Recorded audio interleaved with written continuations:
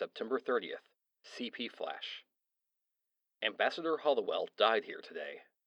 The end came suddenly, as the ambassador was alone in his study. There is something ungodly about these night wire jobs. You sit up here on the top floor of a skyscraper and listen in to the whispers of a civilization. New York, London, Calcutta, Bombay, Singapore.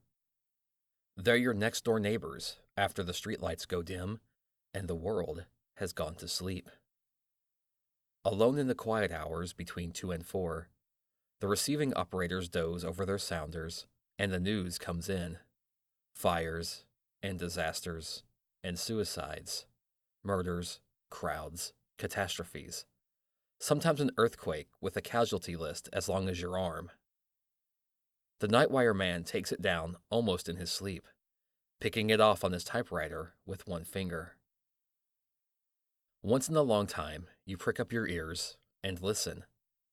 You've heard of someone you knew in Singapore, Halifax, or Paris long ago.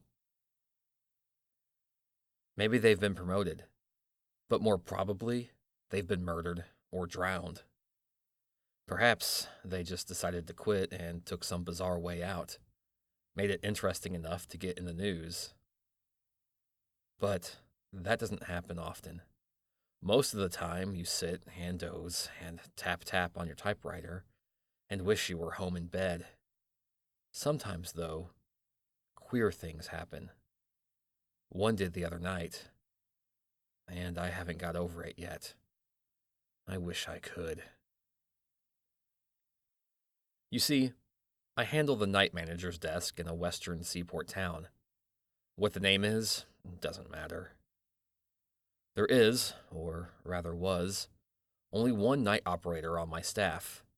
A fellow named John Morgan, about 40 years of age, I should say, and a sober, hard-working sort. He was one of the best operators I ever knew, what is known as a double man. That means he could handle 2 instruments at once and type the stories on different typewriters at the same time. He was one of the 3 men I ever knew who could do it consistently, hour after hour, and never make a mistake. Generally, we only used one wire at night, but sometimes, when it was late and the news was coming fast, the Chicago and Denver stations would open a second wire, and then Morgan would do his stuff. He was a wizard, a mechanical, automatic wizard, which functioned marvelously, but was without imagination. On the night of the 16th, he complained of feeling tired. It was the first and last time I had ever heard him say a word about himself, and I had known him for 3 years. It was just 3 o'clock, and we were running only one wire. I was nodding over the reports at my desk and not paying much attention to him when he spoke. "Jim," he said, "does it feel close in here to you?" "Why, no, John," I answered, "but I'll open the window if you like." "Never mind," he said. "I reckon I'm just a little tired." That was all that was said, and I went on working. Every 10 minutes or so, I would walk over and take a pile of copy that had stacked up neatly beside the typewriter, as the messages were printed out in triplicate. It must have been 20 minutes after he spoke that I noticed he had opened up the other wire and was using both typewriters. I thought it was a little unusual, as there was nothing very hot coming in. On my next trip, I picked up the copy from both machines and took it back to my desk to sort out the duplicates. The first wire was running out the usual sort of stuff, and I just looked over it hurriedly. Then I turned to the second pile of copy. I remembered it particularly because the story was from a town I had never heard of, Zepico. Here is the dispatch. I saved a duplicate of it from our files. Zepico, September 16th, CP Bulletin. The heaviest mist in the history of the city settled over the town at 4 o'clock yesterday afternoon. All traffic has stopped, and the mist hangs like a pall over everything. Lights of ordinary intensity fail to pierce the fog, which is constantly growing heavier. Scientists here are unable to agree as to the cause, and the local weather bureau states that the like has never occurred before in the history of the city. At 7 p.m. last night, the municipal authorities. That's all there was. Nothing out of the ordinary at a bureau headquarters, but, as I say, I noticed the story because of the name of the town. It must have been 15 minutes later that I went over for another batch of copy. Morgan was slumped down in his chair and had switched the green electric light shade so that the gleam missed his eyes and hit only the top of the two typewriters. The usual stuff was in the right-hand pile, but the left-hand batch carried another story from Zebico. All press dispatches come in takes, meaning that parts of many different stories are strung along together, perhaps with but a few paragraphs of each coming through at a time. The second story was marked Add Fog. Here is the copy. At 7 p.m., the fog has increased noticeably. All lights are now invisible, and the town was shrouded in pitch darkness. As a peculiarity of the phenomenon, the fog is accompanied by a sickly odor, comparable to nothing yet experienced here. Below that, in the customary press fashion, was the hour, 3:27, and the initials of the operator, JM. There was only one other story in the pile from the second wire. Here it is. Second ad, Zebico fog. Accounts as to the origin of the mist differ greatly. Among the most unusual is that of the sexton of the local church, who groped his way to headquarters in a hysterical condition and declared that the fog originated in the village courtyard.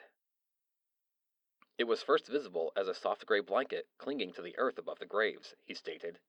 Then it began to rise, higher and higher.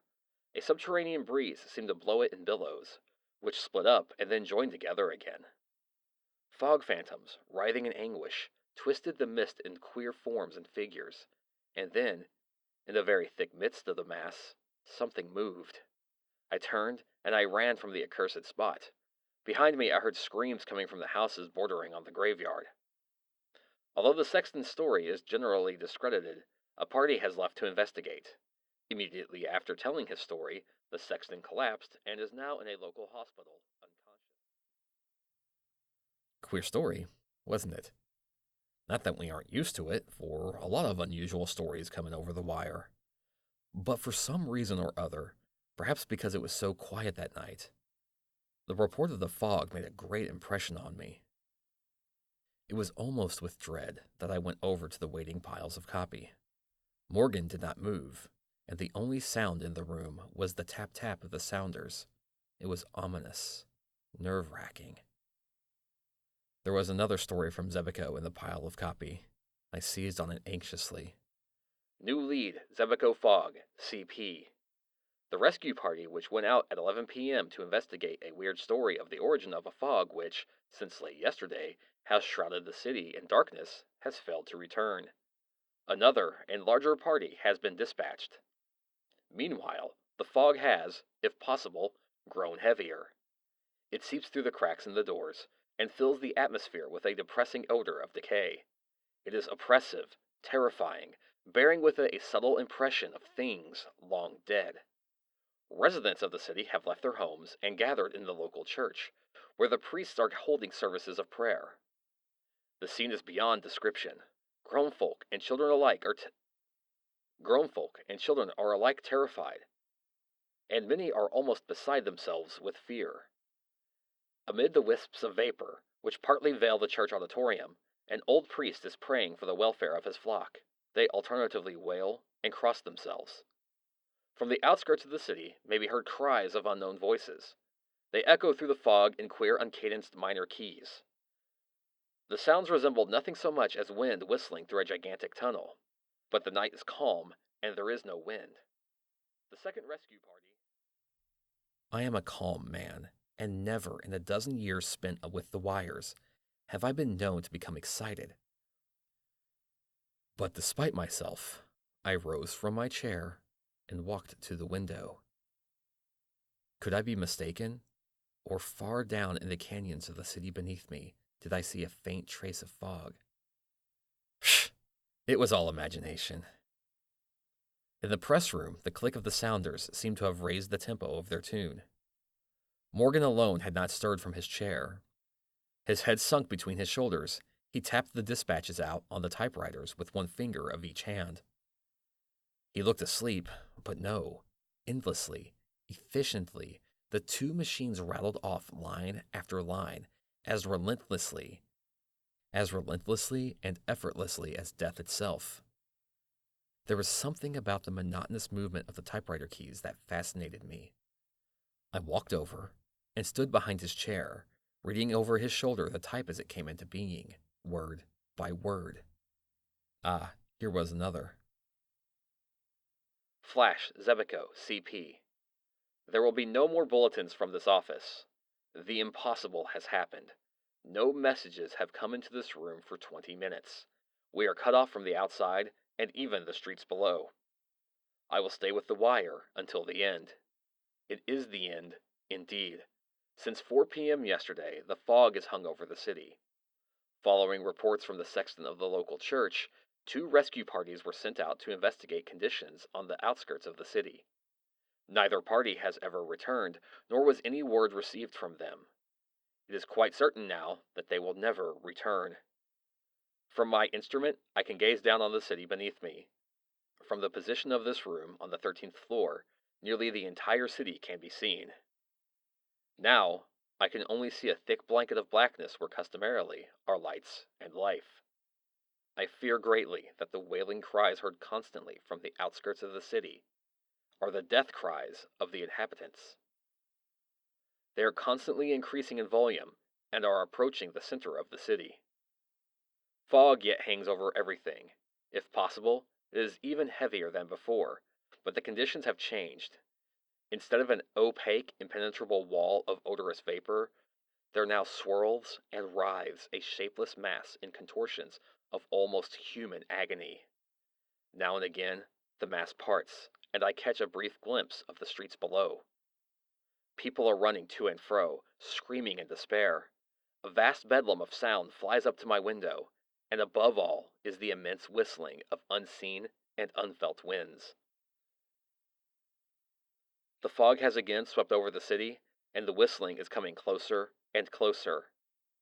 It is now directly beneath me. God!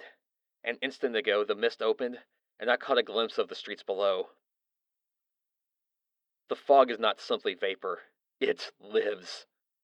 By the side of each moaning and weeping human is a companion figure, an aura of strange and varicolored hues. How the shapes cling, each to a living thing. The men and women are down, flat on their faces. The fog figures caress them lovingly. They are kneeling beside them. They are... But I dare not tell it. The prone and writhing bodies have been stripped of their clothing. They are being consumed, piecemeal. A merciful wall of hot, steaming vapor has swept over the whole scene. I can see no more. Beneath me, the wall of vapor is changing. It seems to be lighted by internal fires. No, it isn't. I have made a mistake. The colors are from above, reflections from the sky. Look up! Look up! The whole sky is in flames. Colors as yet unseen by man or demon. The flames are moving. They have started to intermix. The colors are rearranging themselves. They are so brilliant that my eyes burn. They are a long way off. Now they have begun to swirl, to circle in and out, twisting in intricate designs and patterns. The lights are racing each with each, a kaleidoscope of unearthly brilliance. I have made a discovery. There is nothing harmful in the lights. They radiate force and friendliness, almost cheeriness. But by their very strength, they hurt. As I look, they are swinging closer and closer, a million miles at each jump. Millions of miles with the speed of light. It is light of quintessence of all light. Beneath it, the fog melts into a jeweled mist radiant, rainbow-colored of 1,000 varied spectra. I can see the streets. Why, they are filled with people. The lights are coming closer. They are all around me. I am enveloped. I. The message stopped abruptly. The wire to Zebico was dead. Beneath my eyes, in the narrow circle of light from under the green lampshade, the black printing no longer spun itself, letter by letter, across the page. The room seemed filled with a solemn quiet, a silence vaguely impressive, powerful. I looked down at Morgan. His hands had dropped nervelessly at his sides, while his body was hunched over peculiarly. I turned the lampshade back, throwing light squarely in his face. His eyes were staring, fixed. Filled with a sudden foreboding, I stepped beside him and called Chicago on the wire. After a second, the sounder clicked its answer. Why? Chicago was reporting that wire 2 had not been used throughout the evening. Morgan! I shouted. Morgan, wake up! It isn't true! Someone has been hoaxing us! Why? In my eagerness, I grasped him by the shoulder. His body was quite cold. Morgan had been dead for hours. Could it be that his sensitized brain and automatic fingers had continued to record impressions even after the end?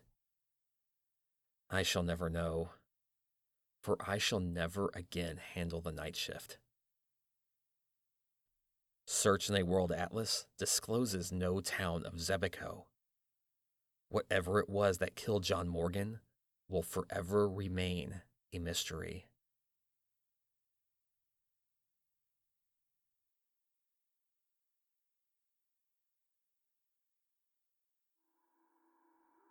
The Night Wire was written by HF Arnold. It was read by Bruce Pretty. This has been a production of Stab Wounds Horror.